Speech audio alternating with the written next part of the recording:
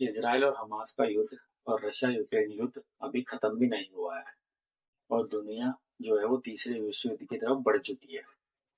और मैं आपको बता दूं कि जो पिछले 24 घंटों में जो भी कुछ हुआ है ना मिडिल ईस्ट में, और जो अमेरिका और इसराइल ने मिलकर मिडिल ईस्ट में किया है, वो इशारा है तीसरे विश्व युद्ध का।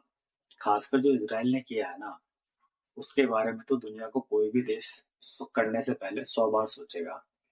पर इसराइल ने किया क्या है ऐसा, इसके बारे में हम बाद में बात करेंगे। पहले हम बात करते हैं अमेरिका ने क्या किया है। तो आप ये न्यूज़ आर्टिकल देखिए, जिसमें बताया है कि अमेरिका ने अपने B-2 स्टेल्थ बॉम्बर से यमन के जो हुती विद्रोही हैं उन पर भारी बमबारी करी, और जिसका वीडियो खुद अमेरिका ने रिलीज किया है, जिसमें दिखाया है कि कुछ लोग एक घेरा बनाकर खड़े थे और अचानक उनके ऊपर एक बम गिरता है, जिससे वो जो सभी के सभी लोग थे वो तुरंत ही खत्म हो जाते हैं।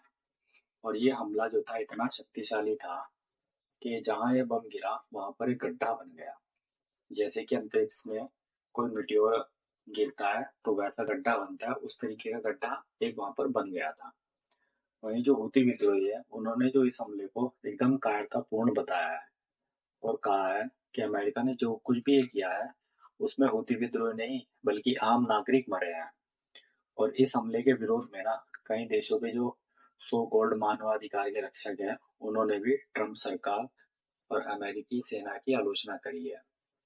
पर मेरा उनसे ये पूछना है कि जब हुती विद्रोही लगातार लाल सागर में दुनिया भर की शिपों पर निशाना बना रहे थे और इसराइल के आम नागरिकों पर भी बैलिस्टिक मिसाइल दाग रहे थे, तब इस तरह के मानवाधिकार कहाँ चले जाते हैं?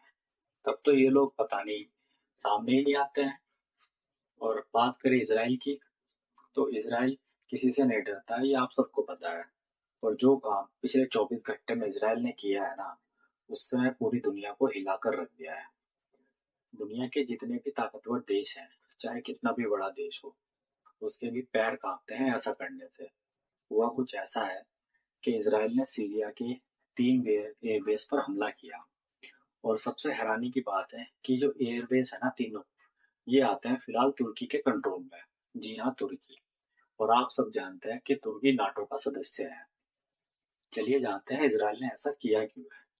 दरअसल जब सीरिया में असद सरकार का तख्ता पलट हुआ, तब वहां के जो विद्रोही गुट हैं जिन्होंने ये तख्ता पलट किया था, उसने सीरिया के 3 एयरबेस को तुर्की को दे दिया।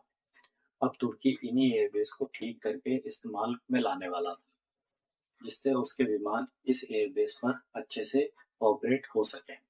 पर पिछले कुछ महीनों में तुर्की के राष्ट्रपति रजब तैयब अर्दोगान ने मुस्लिमों का खलीफा बनने के चक्कर में इसराइल के खिलाफ बयानबाजी शुरू कर दी। यहाँ तक कि इसराइल को उन्होंने हमले की धमकी भी दे दी कि तुर्की इसराइल पर हमला कर देगा, जिसके बाद इसराइल और तुर्की के बीच गर्मागर्मी बढ़ गई। और उसी का नतीजा है कि इसराइल ने तुर्की के इन एयरबेस पर हमला कर दिया, क्योंकि इसराइल तुर्की को अपने लिए अब खतरा मानता है। और यह हमला इसराइल ने इसलिए किया ताकि जो एयरबेस है ये कभी शुरू ही ना हो सके, तुर्की इसका इस्तेमाल ही ना कर सके। और ये हमला इतना शक्तिशाली था कि जो एयरबेस था ये पूरी तरह से तबाह हो गया, जिससे तुर्की को एक बड़ा झटका लगा है। क्योंकि अगर तुर्की इस एयरबेस को इस्तेमाल करता तो उसके लिए ये काफी इम्पोर्टेंट होता और इसराइल पर उसको बढ़त मिलती और इसराइल की सिक्योरिटी के लिए खतरा था। क्योंकि फिर तुर्की के जो फाइटर जेट हैं वो इसराइल के बॉर्डर पर मंडराते, जो तो इसराइल के लिए बिल्कुल भी अच्छा नहीं था। पर अब इसराइल ने उसका एयरबेस ही उड़ा दिया है।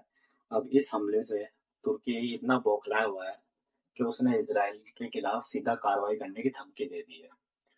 और आप यकीन मानिए कि अगर ऐसा होता है ना, तो इसराइल बिल्कुल भी तुर्की पर हमला करने से पीछे नहीं हटेगा और इसराइल तुर्की को मुंह तोड़ जवाब देगा। और इस हमले से होगा क्या?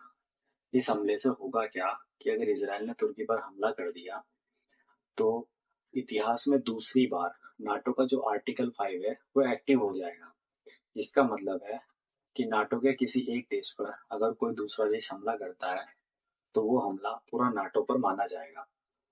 तब विश्व युद्ध की शुरुआत भी हो सकती है, क्योंकि नाटो का एक बहुत ही इम्पोर्टेंट सदस्य इसराइल के साथ है और वो है अमेरिका।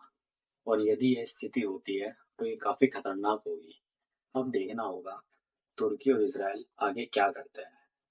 आगे इस पर जो भी खबर आएगी आपको इसी चैनल पर मिल जाएगी। वीडियो पसंद आई हो तो लाइक करें, शेयर करें और चैनल को सब्सक्राइब करें। धन्यवाद।